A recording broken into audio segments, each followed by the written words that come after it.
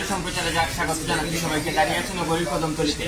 ফরিদপুর থেকে একজন প্রবাসক এসে ট্রেনে করে সিলেটে ছাত্রী সূত্রে এসেছিলেন। এসে তিনি ছিনতাইয়ের শিকার হয়েছেন এবং ওনার কাছ থেকে ছুরিকাঘাত করে ওনার কাছ থেকে সবকিছু সর্বস্ব লুটিয়ে নিয়ে ছিনতাইকারীরা। আমরা আসলে এখন জানবো কিভাবে উনি আসলে ছিনতাইয়ের শিকার হয়েছিলেন। একটু আমরা ওনার সাথে একটু কথা বলবো। উনি ব্যান্ডিজ সহ এখানে বসে আছেন। ফরিদপুর থেকে এসে আসলে সিলেটে যে ছিনতাইয়ের শিকার হয়েছেন উনি, আমরা ওনার মুখ থেকেই শুনবো কি ঘটেছিল। আসলে আপনি আজকে আমাদেরকে একটু বলবেন আপনার সাথে কি ঘটেছিল আর কিভাবে আসলে আপনার এই অবস্থাটা হয়েছে একটু বলবেন। আসসালামু আলাইকুম, আমি রহমতুল্লাহ রানা, ফরিদপুর জেলার বনমালী থানার অন্তর্গত বন্ডকোষা হাজরা মকবুল কলেজের নন M2 কলেজের ইসলামিক শিক্ষা ডিপার্টমেন্টের একজন প্রভাষক। সরকার পরিবর্তনের কারণে আমার কলেজ নন M2 থাকাকালীন সময় আমরা বেতন ভিত্তি ছিলাম না, বিধায় আমি একটা নতুন চাকরি যোগে আবুল খায়ের তুবাকাত TCO পদে যোগদানের উদ্দেশ্যে আমি বাড়ির থেকে ঢাকায় এবং ঢাকা থেকে ট্রেন যোগে সিলেটের উদ্দেশ্যে রওনা হই। সিলেটের ট্রেনটি 5:30 পৌঁছানোর পরে যোগে হুমায়ুন রশিদ চত্বরে উদ্দেশ্যে রওনা হই।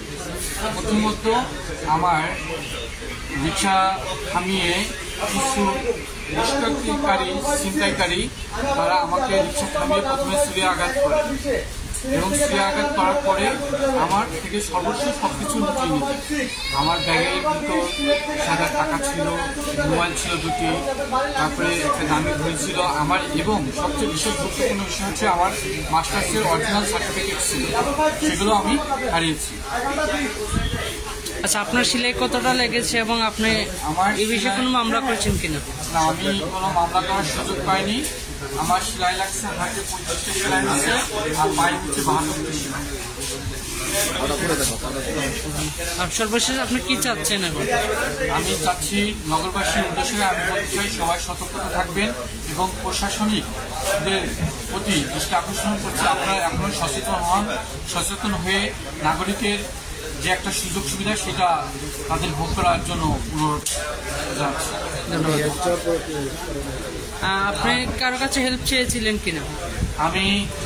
যখন আমি ছুরি আঘাত হই আমি 20 মিনিট যাবৎ কাটাইতেছিলাম, মানবতা হারিয়ে গেছি। 20 মিনিট যাবৎ যখন সবাইকে বলছিলাম যে আমাকে সাহায্য করেন, আমি একটু বাঁচতে চাই, তখন কেউ আমাকে সাহায্য করেনি। কিন্তু একটি ভাঙ্গারি দোকানের একটি পথশিশু সে আমাকে একটি CNG যোগে আমাকে উসমানী মেডিকেল হসপিটালে নিয়ে যায়। তার মাধ্যমে আমি সুচিকিৎসার ব্যবস্থার সুযোগ পাই। আপনার কি কি জিনিসগুলো নিয়েছে একটু বলবেন? আমার নিয়েছে, ব্যাগের ভিতর ছিল আমার 20,000 টাকা এবং একটি টি-শার্টের একটি ঘড়ি যা বাংলাদেশ বর্তমান মূল্য 32,000 টাকা, এবং একটি J7 একটি স্যামসাং মোবাইল, একটি বাটন সেট, এবং সবচেয়ে বেশি গুরুত্বপূর্ণ যে বিষয়টা সেটা হচ্ছে আমার মাস্টার্সের অরিজিনাল সার্টিফিকেটটি হারিয়ে যায়, ব্যাগের ভিতর ছিল। ধন্যবাদ।